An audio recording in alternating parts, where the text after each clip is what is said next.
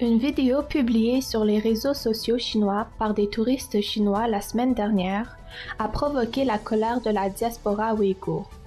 La vidéo révèle que non seulement le gouvernement chinois et les pionniers chinois sont les principaux oppresseurs de la région, mais les touristes chinois n'en font pas exception. En effet, ils prennent également part aux abus dans le but de tout simplement se divertir. Les jeunes touristes chinois dans la vidéo arrêtent une pauvre agricultrice ouïghour âgée qui se précipite vers sa ferme avec sa charrette et son âne. De plus, ces jeunes montent sur l'âne de la vieille dame pour s'amuser. La femme ouïghour ne peut refuser dû à son ethnicité.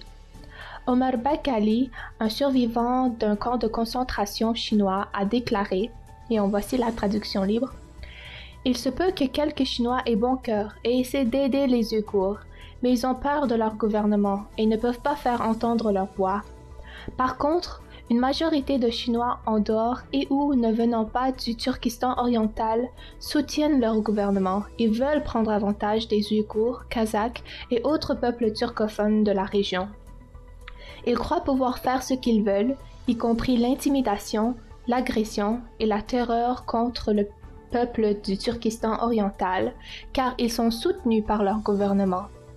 Cette vidéo n'est rien comparée aux touristes et colons chinois qui envahissent les maisons ouïghours et espionnent sur tous les aspects de leur vie personnelle. Une autre vidéo publiée cette semaine sur les médias sociaux chinois montre des dizaines d'enfants ouïghours escortés par la police chinoise armée. Comme vous pouvez le voir dans la vidéo, ces enfants portent leur couverture. Les autorités chinoises les ont fort probablement retirés de leur maison afin de les mettre dans des camps de concentration, camps de détention ou camps de travail forcé des enfants. Selon l'agence de presse Xinhua, le ministre chinois des Affaires étrangères Wang Yi tente de tromper l'administration entrante de Biden, disant qu'une nouvelle fenêtre d'espoir s'ouvre. Il pousse l'administration Biden à adopter une approche sensée et à reprendre engagement avec la Chine pour remettre sur les rails les relations bilatérales malgré les frictions idéologiques insolubles du communisme chinois et du libéralisme.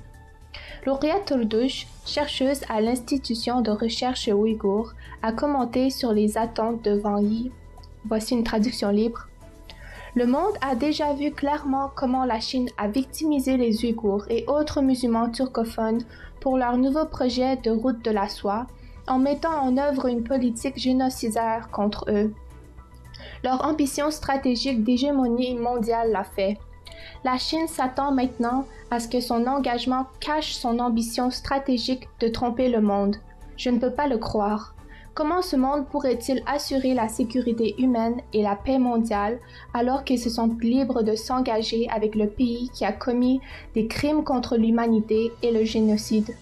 Comment pourrions-nous sauver la démocratie si les gouvernements de ce monde ne veulent toujours rien faire, même s'ils savent très bien que la Chine n'abandonnerait jamais leur rêve d'établir une supériorité idéologique caractéristique de la Chine? Le 4 janvier, le ministre chinois des Affaires étrangères a visité 5 pays africains. Lors de la conférence de presse, le porte-parole du ministre chinois des Affaires étrangères, Hua Chunying, a déclaré, en voici une traduction libre, le but de la visite de promouvoir la mise en œuvre du consensus atteint par le président Xi Jinping et les dirigeants africains ainsi que les résultats du sommet du FOCAC, Forum sur la coopération sino-africaine, à Beijing et du sommet extraordinaire Chine-Afrique sur la solidarité contre le COVID-19. Il a aussi pour but de soutenir les pays africains dans la lutte contre le virus et la reprise économique, faire progresser la coopération sur la nouvelle route de la soie et construire une communauté sino-africaine plus proche avec un avenir partagé. Les observateurs ouïghours appellent aux dirigeants à ne se laisser tromper par la douce diplomatie chinoise. Le chercheur de l'Institut de recherche ouïghour, Mevlan Tanrokut, a déclaré, en voici une traduction libre, « C'est comme une main de fer dans un gant de velours. Cela semble très doux au début, mais à long terme, vous perdrez complètement votre souveraineté, comme ce que nous avons vu au Turkestan oriental, au Tibet et dans certains pays dans l'Asie centrale. » Atabonvu Galut, doctorat à l'Université de Pretoria en Afrique du Sud, a également exprimé son inquiétude quant à la stratégie chinoise derrière la visite de Wang Yi. Le président chinois Xi Jinping a donné son premier ordre de nouvel an aux forces armées du pays. Il a souligné la nécessité de se préparer au combat à plein temps et a déclaré que l'armée populaire de libération de la Chine doit être prête à agir à tout moment. Il a également ordonné à l'APL d'augmenter substantiellement l'utilisation de la technologie dans ses exercices d'entraînement et de se tenir au courant des derniers développements en matière de connaissances militaires et de haute technologie. Celles-ci comprennent l'utilisation de simulations informatiques et de combats en ligne lors des exercices, ainsi que l'exploration de nouvelles opportunités afin d'inclure la haute technologie et l'Internet, connu sous le nom de Tech Plus et Web Plus aux formations. La tension militaire entre la Chine et les États-Unis dans la mer de Chine méridionale ainsi que le conflit militaire à la frontière Chine-Inde en 2020 pourrait s'intensifier même si le président Xi Jinping n'a pas précisé ces points de tension dans ses ordres. L'ordre de nouvel an de Xi Jinping à l'APL chinoise implique son ambition de guerre, qui justifierait la menace de la Chine sur le monde.